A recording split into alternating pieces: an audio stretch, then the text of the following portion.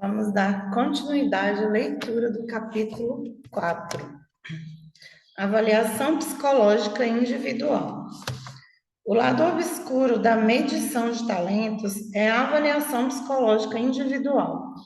Para começar, ela é raramente chamada assim, pois cada fornecedor de teste dá um nome diferente à própria versão. Além disso, também é o método menos pesquisado de todos, e quaisquer estudos independentes que possam existir, em geral, não são tão positivos. Na verdade, se você perguntar para a maioria dos pesquisadores, eles provavelmente considerariam duvidosos a validade e o valor da avaliação psicológica individual. Contudo, ela tem sido utilizada nas organizações por mais de 30 anos e é uma parte significativa do mercado de medição. Apesar da falta de pesquisa positiva, também é um dos métodos que as empresas escolhem, na maioria das vezes, para utilizar com seus altos executivos. A avaliação psicológica individual pode variar no que ela especificamente implica, mas é um pouco com um centro de avaliação individual e é utilizada de modo geral para avaliar competências. O processo normalmente envolve uma entrevista e alguns testes psicométricos, e alguns fornecedores de testes acrescentam um exercício de simulação ou apresentação. Sempre resulta em um relatório escrito por um avaliador sobre o indivíduo avaliado. Este relatório costuma conter uma descrição das características pessoais, pontos fortes, pontos fracos e avaliações de habilidades com relação a determinadas competências. A popularidade da avaliação psicológica individual é provavelmente explicada por dois fatores. Em primeiro lugar, ela consegue oferecer uma boa experiência para o participante. Bastante pessoal consegue deixar o indivíduo se sentindo ouvido e compreendido e pode dar uma sensação de desenvolvimento. Em segundo, consegue oferecer uma boa experiência para a empresa. Ao contrário dos relatórios psicométricos, os resultados são interpretados e a empresa muitas vezes tem a chance de falar com o avaliador e fazer perguntas sobre o resultado. Este serviço pessoal não sai barato. No entanto, considerando o custo das decisões ruins de contratação, muitas empresas veem a avaliação psicológica individual como um bom investimento e um risco de gestão eficaz, especialmente para os líderes mais graduados. Então, o que é que a pesquisa diz? Uma análise dos estudos de validade constatou que a validade média de avaliação psicológica individual na previsão de desempenho ficou em torno de 0,26, um pouco abaixo dos testes psicométricos de personalidade.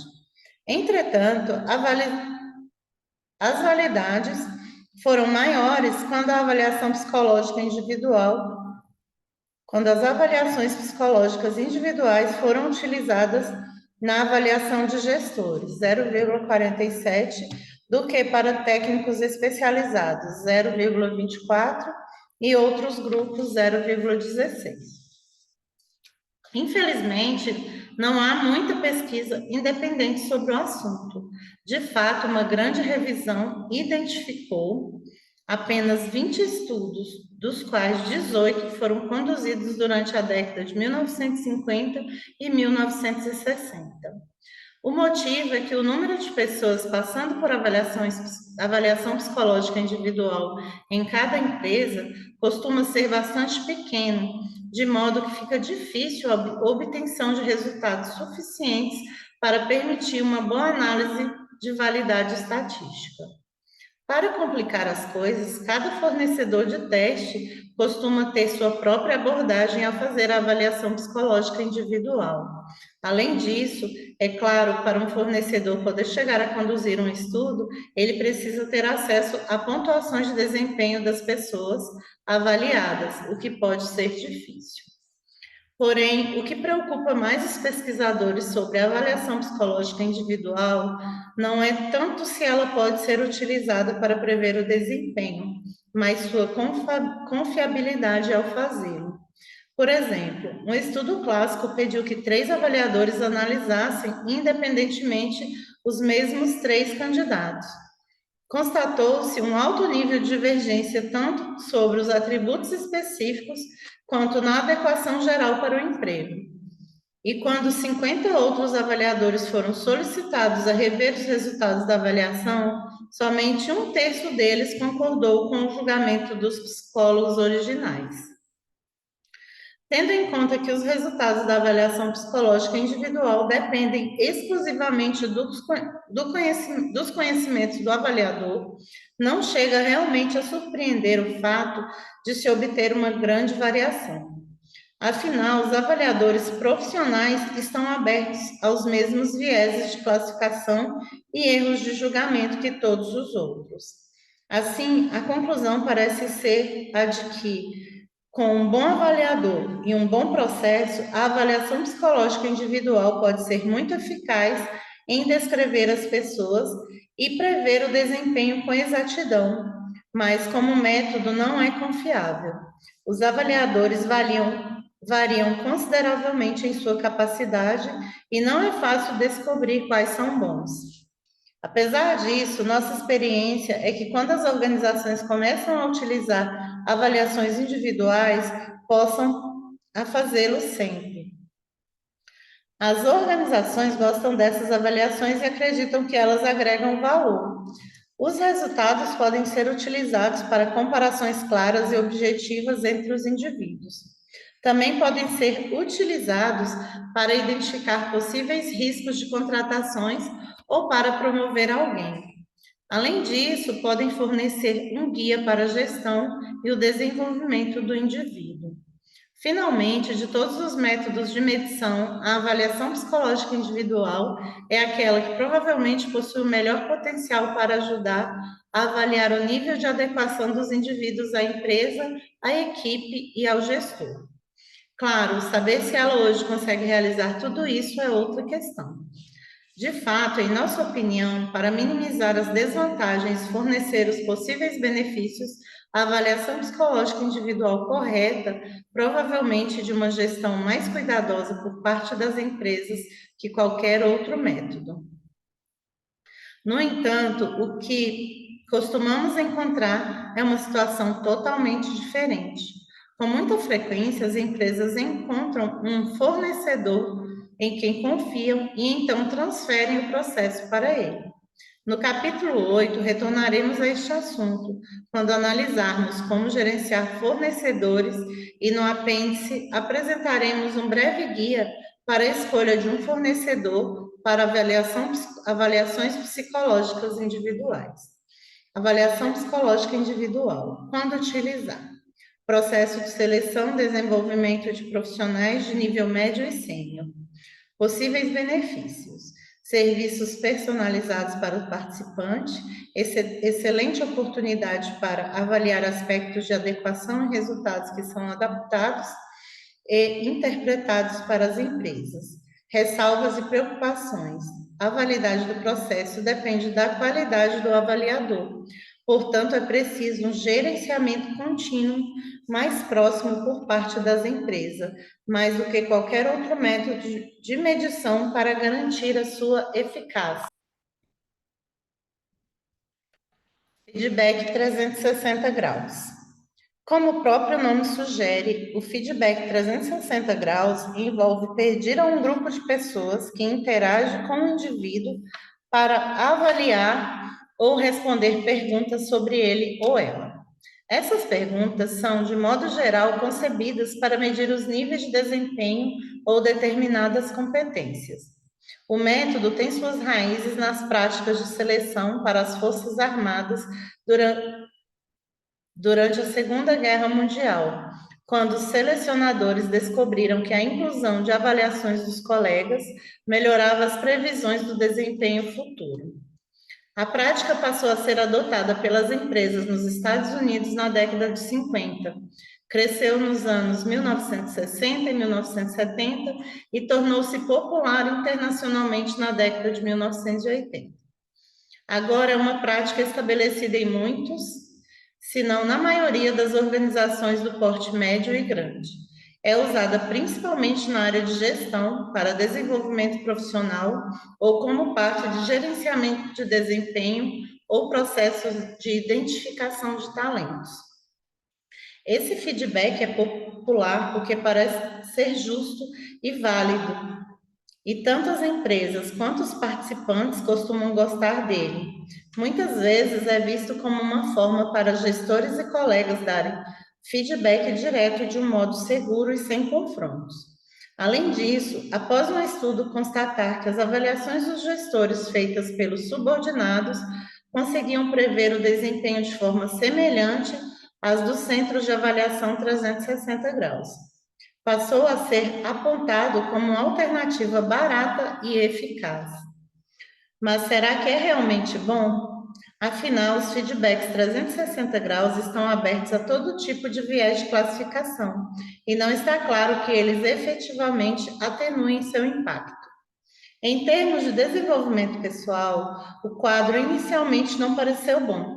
Por exemplo, uma análise de outros estudos constatou que o impacto real do feedback 360 graus na melhoria do desempenho era limitado. Em nossa experiência, porém, isso não ocorre porque o 360 graus não consegue ajudar na melhoria do desempenho. Na verdade, isso ocorre por um dos seguintes motivos: uma ferramenta ruim, uma motivação fraca por parte do participante ou uma execução ruim pela empresa. Tal como ocorre com os psicométricos, algumas ferramentas são melhores do que as outras, e pode ser difícil descobrir quais são as boas. Além disso, 360 graus depende dos participantes fazerem algo com ele e desenvolverem a si próprios. E as empresas muitas vezes não fazem o suficiente para respaldar isso. No entanto, o feedback 360 graus somente terá sucesso como ferramenta para o desenvolvimento do pessoal quando essas três questões forem enfrentadas. Quanto a utilizar o 360 graus para auxiliar na gestão de desempenho e na identificação de talentos, o conselho geralmente dado é de evitar fazê-lo.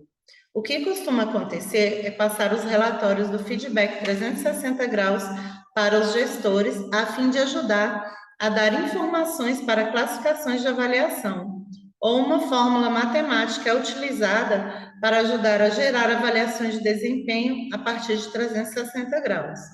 Entretanto, o 360 graus precisa superar todos os vieses normais de classificação, o que pode comprometer sua eficácia de duas maneiras.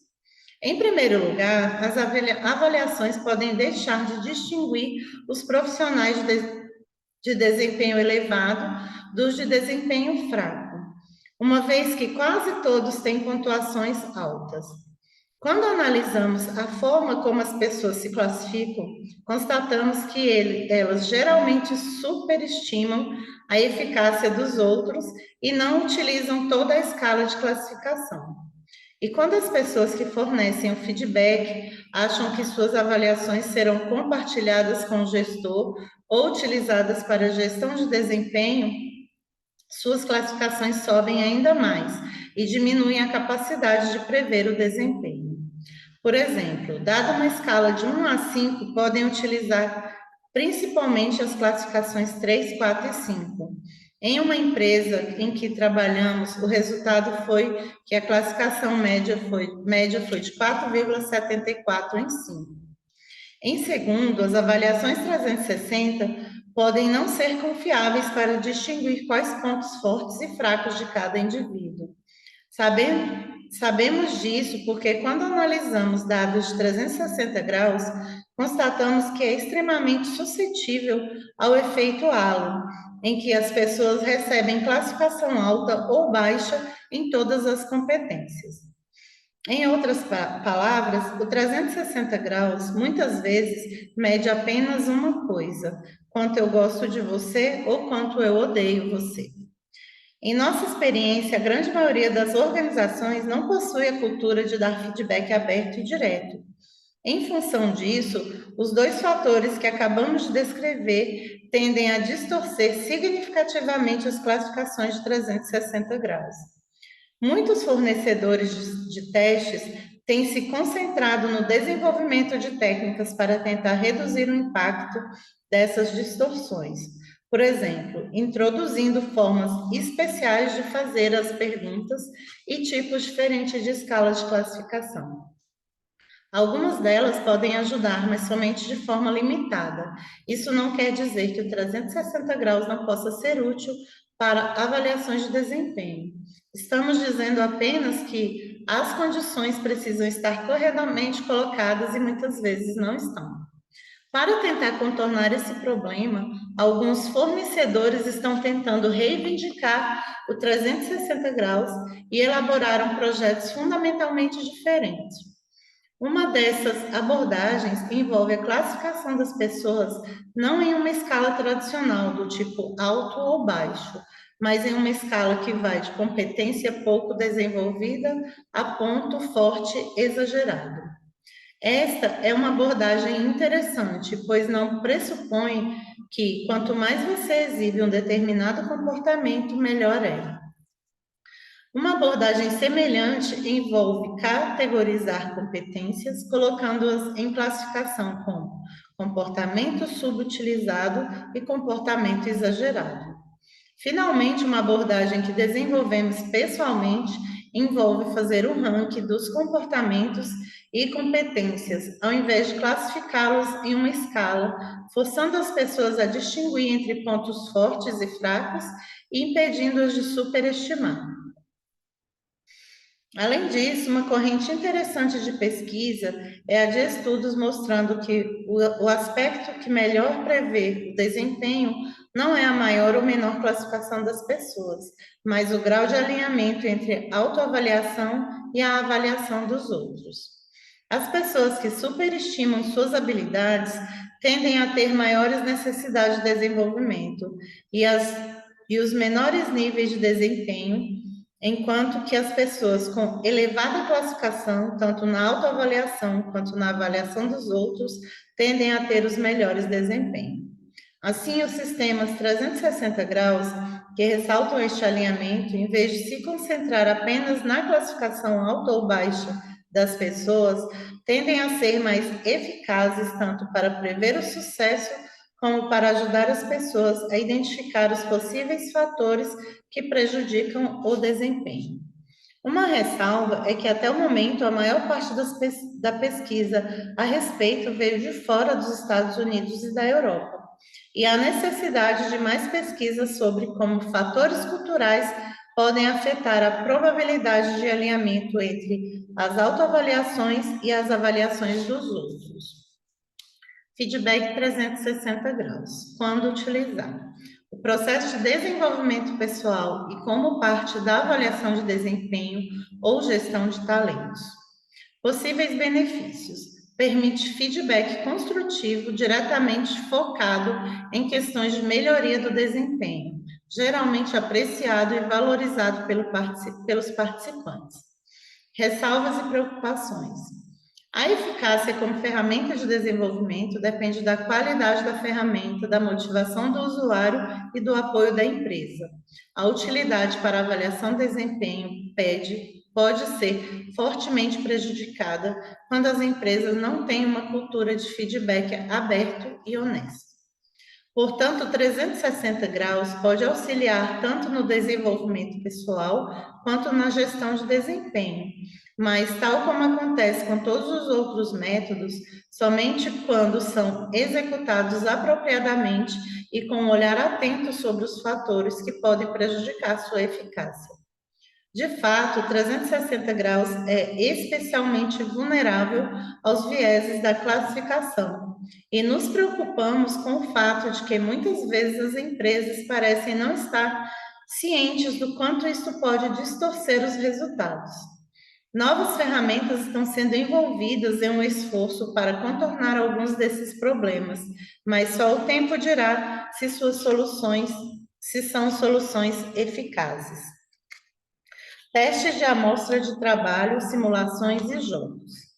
Os testes de amostras de trabalhos existem há um bom tempo. Eles envolvem apenas dar às pessoas uma amostra do trabalho e, em seguida, ver como se saem. Esse método é geralmente visto como justo e com boa capacidade de prever o desempenho. Também é relativamente livre dos vieses da classificação, pois o desempenho real pode ser medido. A validade estatística varia muito entre os testes, mas números de 0,33 a 0,54 foram relatados. Isso significa que os testes respondem por qualquer coisa entre 10 e 30%. 10 e 30% das causas de sucesso e podem prever tanto quanto os testes de inteligência. Normalmente são utilizados para empregos qualificados e semi-qualificados, e cada teste tende a ser específico para determinadas funções e tarefas.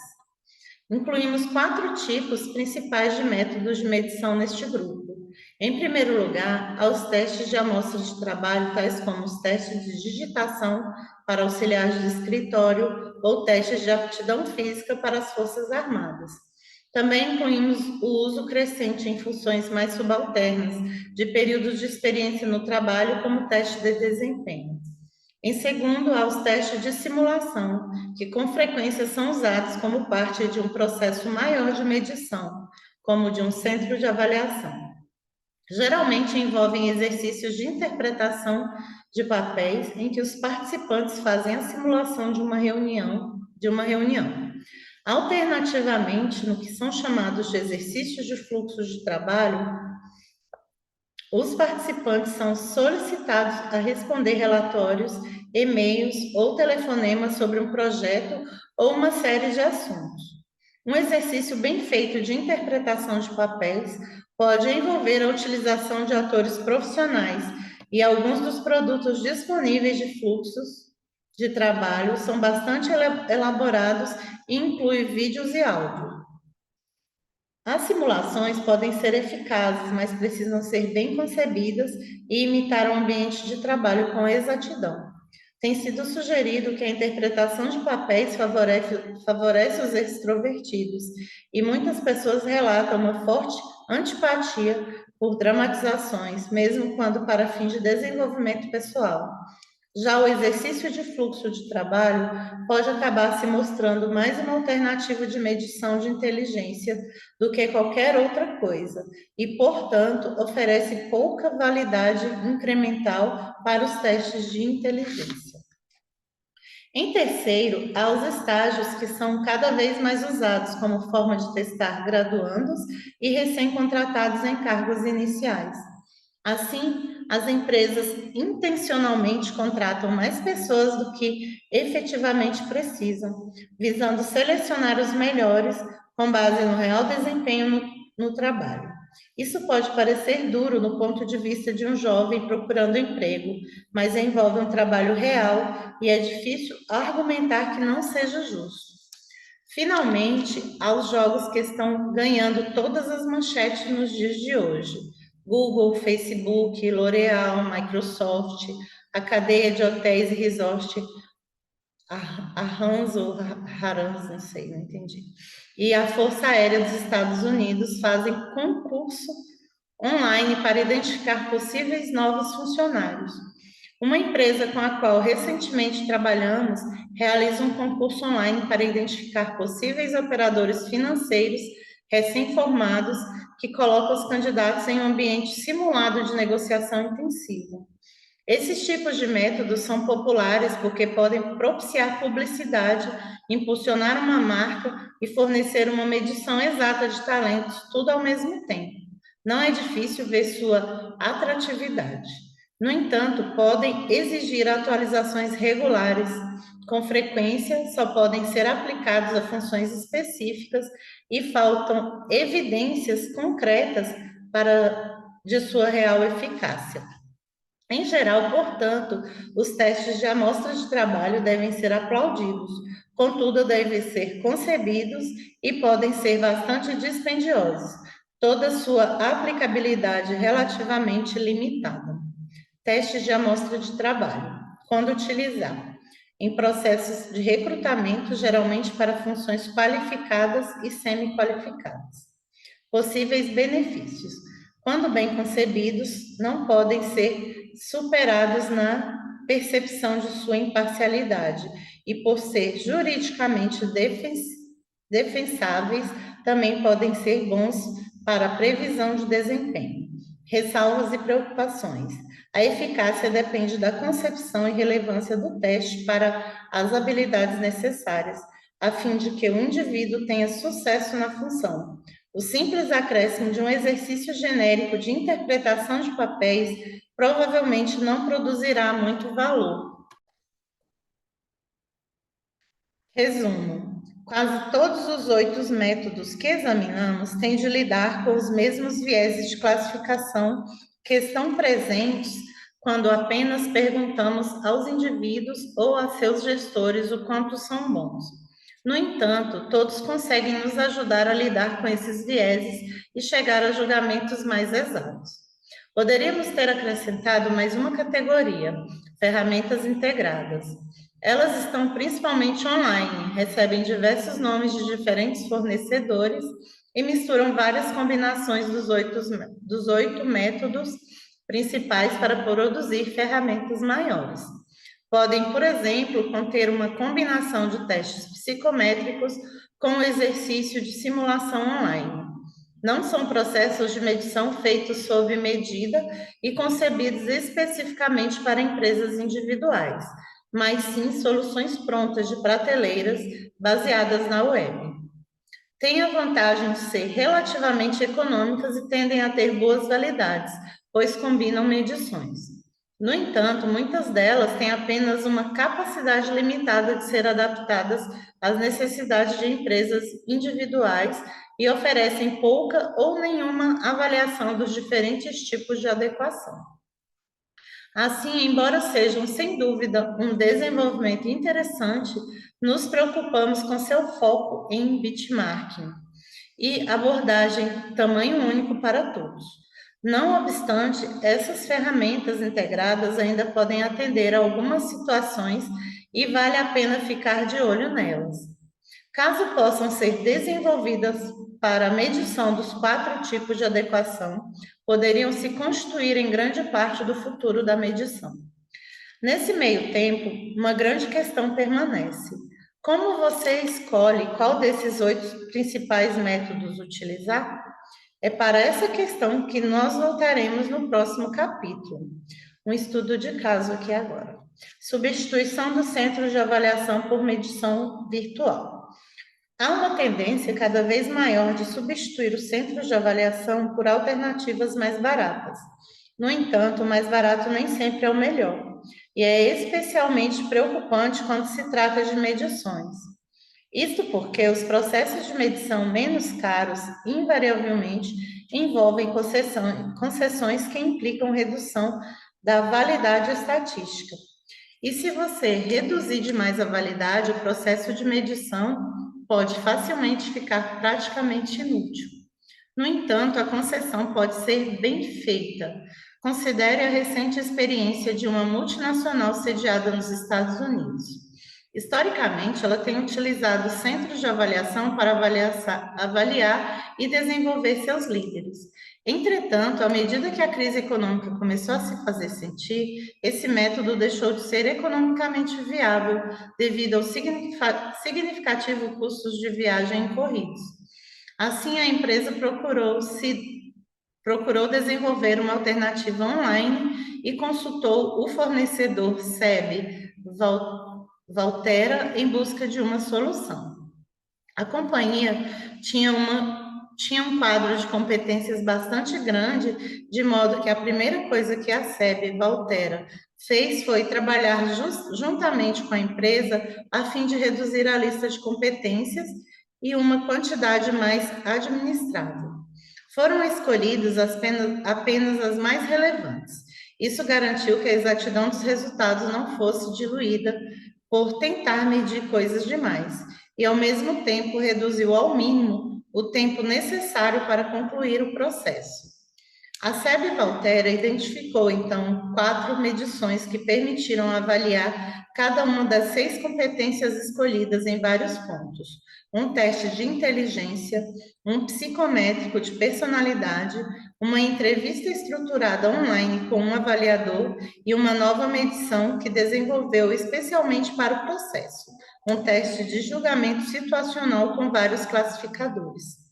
Tratava-se de uma espécie de ferramenta de feedback 360 graus que pedia às pessoas que trabalhavam com o indivíduo avaliado que fornecessem informações sobre como agia normalmente. Só que ao invés de pedir que as pessoas dessem um feedback por meio de classificação em uma escala, o teste pedia que respondessem questões de múltipla escolha sobre como o indivíduo costumava reagir em determinadas situações. Como resultado, fornecia pontuações a cada uma das competências a ser medida. É muito cedo para dizer o poder da previsão deste processo ou se ele equiparará a validade estatística de previsão que um centro de avaliação poderia ter fornecido. Porém, há todos os motivos para esperar que seja eficaz. Para começar a combinar métodos de medição, cada um deles cuidadosamente escolhido em parte pela validade incremental que poderia oferecer sobre os outros. Além disso, embora contenha medições genéricas de inteligência e personalidade, também contém medições que foram concebidas para avaliar o nível de adequação entre os indivíduos e as necessidades da empresa. Talvez não apresente totalmente o nível de validade de um grande centro de avaliação, mas é um processo rigoroso com a possibilidade de oferecer boas validades e permitindo reduções substanciais de custo. Uma última coisa, pergunte qualquer avaliador a ele ou ela lhe dirá que prefere entrevistar as pessoas frente a frente e que algo se perde nas entrevistas online. Por esse motivo, muitos preferem evitá-las. No entanto, conforme observa Nancy Tippins, vice-presidente sênior da SEB Valtera, as pessoas em empresas multinacionais muitas vezes precisam trabalhar virtualmente. Portanto, uma entrevista online pode efetivamente fornecer uma simulação realista do ambiente de trabalho.